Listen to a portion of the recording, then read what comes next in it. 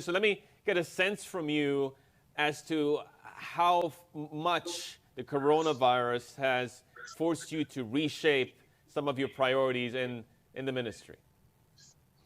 Good morning, and good morning to all our audience, and I hope you all are staying safe.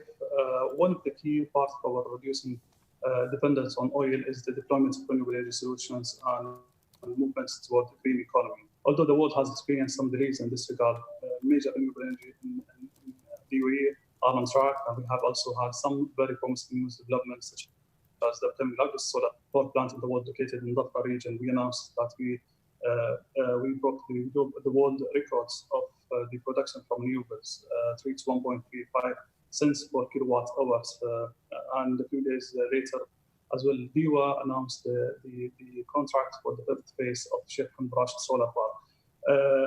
2 days ago, we announced that we achieved 2020 renewable energy targets here in Dubai. We exceeded the 7% targets, and we reached 9% target.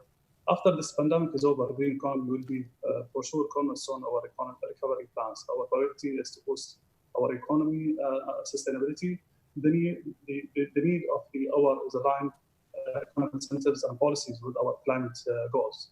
This will enable us to channel as many resources as possible toward implementing very long-term climate strategies and sustainable development plans. We know that the green economy is going to be more sustainable for the economies moving forward, and we're working with everyone to bring the best of the best to the UAE.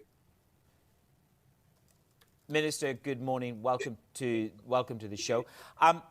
Look, in times of great crisis, it brings great change and sets new targets. So if we import 90% of our food needs here, what is your ambition? What is the new target from His Royal Highness in terms of your ministry? Will go from 90% to 80% to 70%? Over what period of time? What are the targets and the timescales, and what's realistically achievable?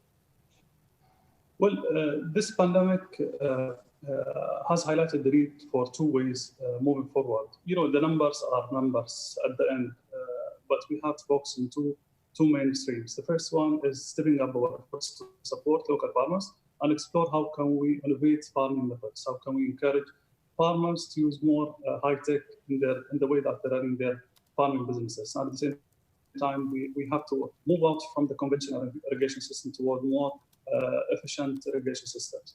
This is going to take some time for sure, but we're going to do our best to ensure that we're reducing the dependence on the international importation food.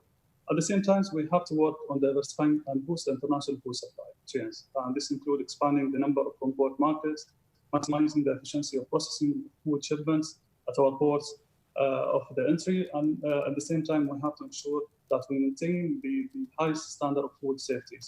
The work has already started. There are some committees and teams have been established to work on this in various streams, and they're coordinating, and they're going to come back to the leaders with the way forward after the pandemic is over.